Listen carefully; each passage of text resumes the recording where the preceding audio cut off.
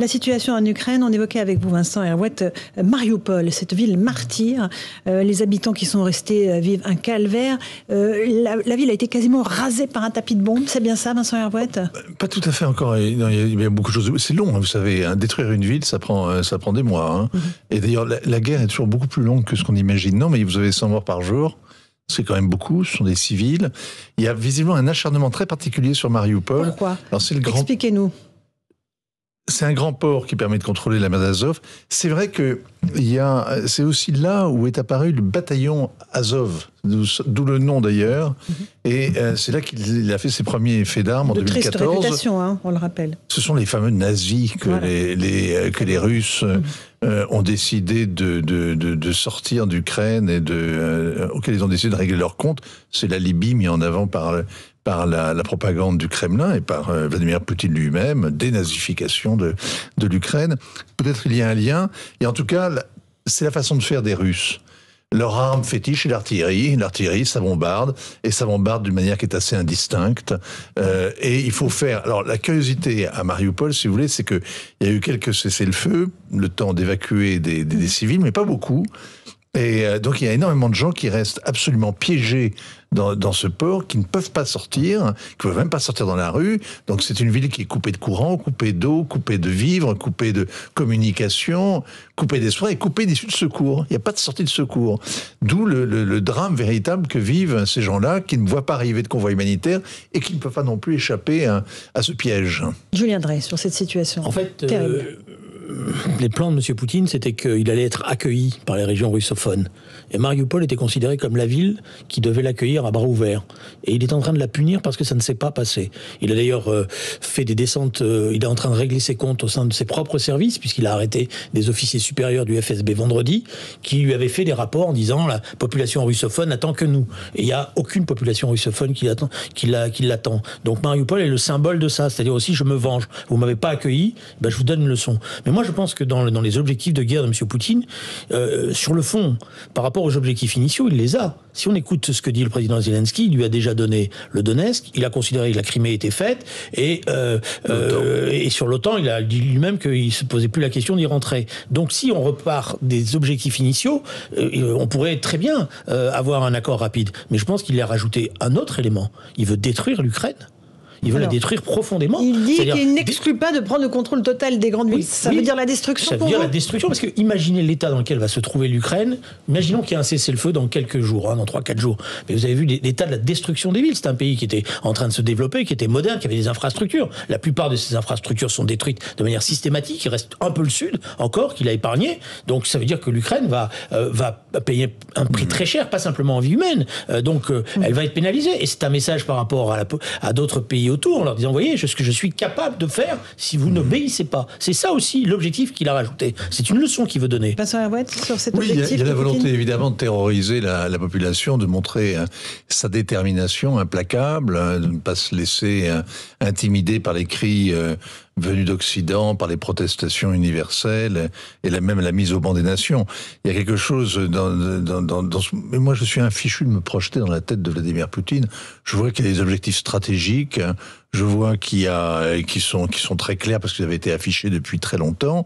Je vois qu'il y a un souci de reconstituer, qu'on peut lui prêter de reconstituer autour de la Russie, son aire naturelle, celle de Pierre le Grand, avec le Bélarus et avec l'Ukraine. Au-delà, la presse anglo-saxonne a rapporté qu'il y avait eu effectivement l'éviction de deux responsables du KGB, c'est-à-dire du FSB, c'est-à-dire les services intérieurs, mais la direction qui s'occupe de l'étranger proche, donc le chef d'état-major et le numéro 2, qui ont été mis aux arrêts, en résidence surveillée, ce qui n'est pas rien. Et évidemment, je pense qu'ils ont pas donné de très bons conseils pour être ainsi traités. Mais il y a une telle guerre de l'intox, il y a une telle propagande dans tous les côtés, il y a une telle guerre cachée aussi. On voit que l'écume, que la surface des choses. Donc, il faut être un petit peu circonspect avec ces révélations qui sortent dans la presse anglo-saxonne. Le Thème s'était fait remarquer il y a 15 jours en nous annonçant qu'il y avait un commando de Wagner qui était en train de traquer Zelensky.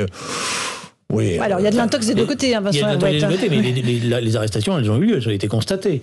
Et d'ailleurs, il a un problème avec, vous savez comme moi, la fameuse 5e division du FSB était celle qui lui a fait des rapports, et les rapports ont été rendus publics, ils sont sur Internet, où ils annonçaient dans ces rapports qu'il allait y avoir des manifestations, que plusieurs milliers d'Ukrainiens étaient prêts à s'enrôler. Ils annonçaient même un chiffre de 2000 Ukrainiens qui allaient s'enrôler tout de suite, et il n'y a rien eu. Et en ce sens-là, M. Poutine, en bon stalinien qu'il est, sur le fond, dans sa formation, eh bien, il faut qu'il trouve des responsables. Et donc, il fait comme Joseph Staline. Il va couper des têtes. Ils vont couper de plus en plus. On aura des procès de Moscou dans pas longtemps de ceux qui sont responsables de ça.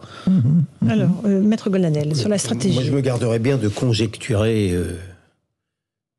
sur le présent et sur l'avenir. Et je ne suis pas dans la tête de Vladimir Poutine. Moi, je vois ce que je vois.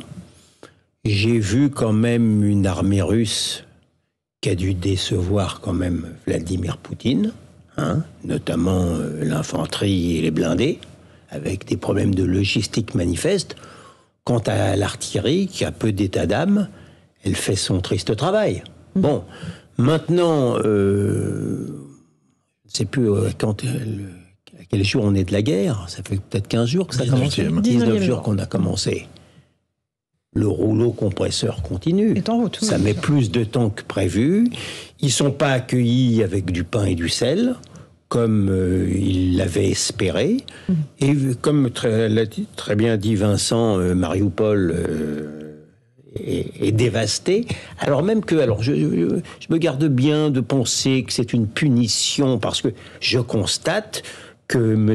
Poutine n'a pas d'état d'âme, y compris dans les régions russophones, qui sont quand même plus ouvertes à la Russie, qu'on le veuille ou non. C'est quand même complexe, l'Ukraine. C'est vrai que je donne une leçon. Non, mais en tout cas, il fait ce qu'il estime militairement devoir faire. Il a fait militairement, c'est qu'il veut donner une leçon. Je ne sais pas. Vraiment, ce que je ne sais pas, et ce que personne ne sait, à mon avis, et peut-être Poutine non plus, c'est est-ce que, si jamais, malgré tout, l'armée russe marque le pas. Parce que quelle que soit la complexité du conflit, les Ukrainiens et les Ukrainiennes forcent l'admiration par leur résistance, par leur détermination, par leur opiniâtreté, par leur patriotisme manifeste. Est-ce que finalement ils pourraient se contenter d'annexer les régions russophones, et Odessa comprise, et de laisser Kiev et toute la région c'est pas l'option qui est sur la table pour l'instant. J'avoue que je n'exclus pas cette possibilité. À mon avis, tout est lié à la situation militaire et diplomatique. Vincent Herouet. Non, mais comme vous le disiez très bien, Laurence, s'il a l'intention de prendre toutes les grandes villes d'Ukraine, ça va durer très longtemps. C'est-à-dire que l'humiliation que vient de vivre Vladimir Poutine avec cette guerre éclair qui s'est enlisée avec ses blindés en panne d'essence, etc., ça donnait l'impression c'était pas la débâcle, mais ça donnait l'impression assez lamentable pour une armée qui a fait quand même peur à des générations d'Européens. On voyait bien que le rouleau compresseur, il était sacrément enrayé. Donc la tentation est de continuer. Et comme les déclarations du Kremlin depuis 3 semaines sont totalement mensongères, c'est-à-dire qu'ils disent une chose et ils disent son contraire, ils laissent espérer pour mieux décevoir. C'est ça aussi l'intérêt des négociations, c'est de dire aux gens, tenez, on va y arriver, puis pof, un coup au moral, puisque tout capote. Donc, allez savoir s'ils n'ouvrent pas et gardent pas quelques portes ouvertes. Donc, ce qu'on voit, les éléments vraiment importants aujourd'hui, c'est des négociations avec les Chinois, entre Chinois et Américains à Rome. Ça, c'est important parce que c'est la porte de secours, c'est naturellement les bras qui s'ouvrent à la Russie ne peuvent être que ceux des Chinois, et donc les Américains essaient de les contenir. C'est le bombardement très précis, très efficace des moyens apportés par les Européens et les Américains à Zelensky, et là, sans faire de cadeau. Et c'est un véritable avertissement aux Européens. Faut quand même pas, c'est juste à côté de la frontière polonaise, faut quand même pas exagérer. Et pour le reste, c'est des négociations qui sont difficiles, des pourparlers qui restent vraiment très, très, très assez médiocres, quoi. Julien Drey, c'est pourparlers. Il y a d'un côté le bombardement, l'action militaire, et c'est pourparlers qui se poursuivent. Donc on a du mal à comprendre comment les deux peuvent coexister. Et pour parler, c'est parce que d'un certain point de vue, c'est les Ukrainiens qui voudraient maintenant essayer de trouver une solution diplomatique. C'est eux qui ouvrent la porte par rapport à une fermeté qu'ils affichaient au départ. Ils ont compris ce qui est en train de se passer et ils veulent essayer d'éviter l'écrasement total de leur pays. Parce que c'est ça l'enjeu maintenant. C'est l'écrasement de ces villes, la destruction, la fuite de millions d'Ukrainiens vers l'Europe et le message qui sera donné tout de suite à la Poméranie, par exemple, ou à d'autres. Alors, vous voyez, vous voulez jouer avec l'OTAN, voilà le résultat. Parce que c'est ça la grande leçon par rapport à toute cette région. C'est de dire, vous avez voulu jouer avec les Américains, avec l'OTAN, vous voyez ce qu'on est capable de faire, ce qu'on a fait avec l'Ukraine, on peut le faire avec les autres. Et excusez-moi, mais c'est vrai que les images étaient terribles, parce que cette conférence dans le Palais des Glaces, d'ailleurs, je ne sais pas qui leur a donné ce symbole. À Versailles, vendredi. Je ne sais pas qui. Tous les leaders européens réunis autour d'Emmanuel Macron. On connaît l'histoire et on sait ce que c'est que le Palais des Glaces par rapport à la guerre de 14 et l'après-guerre de 14. Il n'y avait pas plus mauvais signal que cela. En dehors même, pardon Julien, mais en dehors même, effectivement, du fait de banqueter parfois gaiement en cette période, bon. C'est aussi tout le discours, il y a encore 15 jours, sur l'Europe unie, sur le boycott du gaz russe, sur la défense européenne, sur le sursaut allemand. Et ben on s'aperçoit que 15 jours après, la montagne a accouché d'une souris, l'Allemagne et l'Italie ne peuvent pas passer du gaz russe, notamment grâce à nos écologistes si intelligents. La défense européenne, on voit surtout des Allemands qui vont acheter des F-35 américains. Quant aux promesses forfanteries de Madame von der Leyen de voir l'Ukraine rentrer dans l'Europe, c'est renvoyé, si j'ose dire, au calendrier grec. On est loin de la souveraineté européenne affichée par notre souverain républicain. Un dernier mot, Vincent Herouet. Il a fallu 3 ans à Vladimir Poutine pour préparer cette guerre, semble-t-il, à partir de 2018, donc pratiquement 4 ans. La défense européenne, dont on a rêvé comme ça, d'une manière, c'est une sorte de rêve éveillé, c'est une chimère parce qu'il faudra 30 ans. En attendant, c'est vrai, les Allemands viennent, c'est bas les masques. C'est le bonjour, bas les masques.